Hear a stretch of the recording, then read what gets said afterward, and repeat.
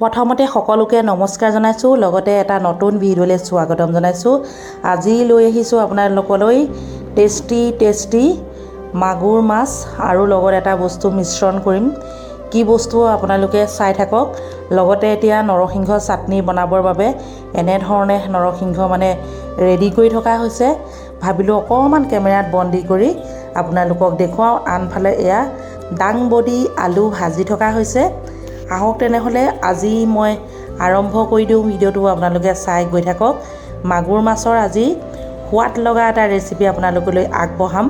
কিহৰ লগত বনাম আপোনালোকে চাই থাকক। বন্ধু বান্ধৱীসকল, এয়া মাগুৰ মাছকেইটা চাওকচোন।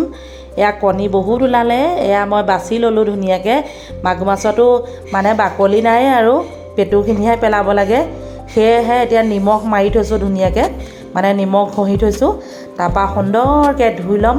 ভাবিছোঁ টুকুৰা টুকুৰকৈ কাটিম নে নাকাটিম, চাওঁচোন বাৰু। আনফালে নৰসিংহ নহৰু এইখিনিও মিক্সিত মাৰিবৰ বাবে ৰেডি কৰিছোঁ। এইখিনি বাৰু মই এতিয়া কি কৰিম নকওঁ আপোনালোকক, কিন্তু মাছখিনি নিমখ হালধি অকণমান ৰেড চিলি ধুনীয়াকৈ দি ল'লোঁ। দি পেলাই এতিয়া মই মেৰিনেট কৰিছোঁ, টুকুৰা টুকুৰকৈ কৰি লৈছোঁ আৰু যিহেতু অকণমান ডাঙৰ সেয়েহে টুকুৰা টুকুৰ কৰি লৈছোঁ। আৰু মাছৰ কণীখিনি মই ইয়াতে এনেধৰণে মিশ্ৰণ কৰি দিছোঁ। এক্সট্ৰাকৈ নবনাওঁ, ইমান অকণমান কণীনো কি এক্সট্ৰাকৈ বনাব ন, সেয়েহে ইয়াতে মিক্স কৰি দিছোঁ। তাৰপাছত আপোনালোকে চাওক কেনেধৰণে বনাম। ইতিমধ্যে মাছখিনি মেৰিনেট হৈ গ'ল। তাৰপাছতে এতিয়া মই আগবাঢ়োঁ বনাবলৈ। বেলেগ এটা বস্তু যোগ কৰিম, সেইটো বস্তু এতিয়া আপোনালোকক নেদেখুৱাওঁ, লাহে লাহে দেখুৱাম। ইতিমধ্যে তেলখিনি গৰম হৈ গৈছে। এয়া মাছখিনি লাহেকৈ এৰি দিছোঁ।